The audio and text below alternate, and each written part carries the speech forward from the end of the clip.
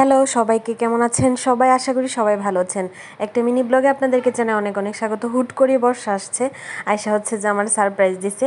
তো আমি চালতা দিয়ে ডাল রান্না করবো, সে হচ্ছে আমার চালতা গাইটা দিতেছে। আর এদিকে আমাদের দুই বোনের জন্য একটু চা করলাম, আমরা চা খাইলাম। আর এই তো চালতা কাটা কমপ্লিট। এদিকে আমি ডাল আর ভাত বসায় দিছি।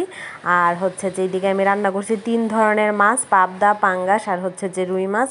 এই পাবদা মাছ আর পাঙ্গাস মাছটা আমি বর্ষা আসার আগে এটার প্রিপারেশন নিয়েছিলাম। ও আসার পরে আর কি আমি রুই মাছটা রান্না করছি। আর এইখানে হচ্ছে যে আমার হাজব্যান্ড এখন বাইরে গেছিলো, সে আসছে মাত্র, ডিম ছিল না, ডিম নিয়ে আসছে। আর হচ্ছে যে আমাদের দুইজনের জন্য 2টা কোন আইসক্রিম নিয়ে আসছে।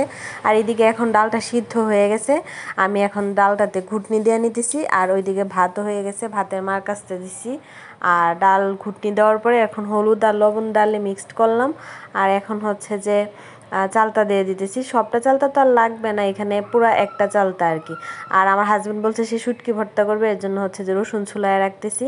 তারপর পেঁয়াজগুলো বর্ষা ছুলায় দিছে। আর রসুন ছুলানোর পরে এই যে ডালে এখন সম্ভারটা দেওয়ার নিলাম।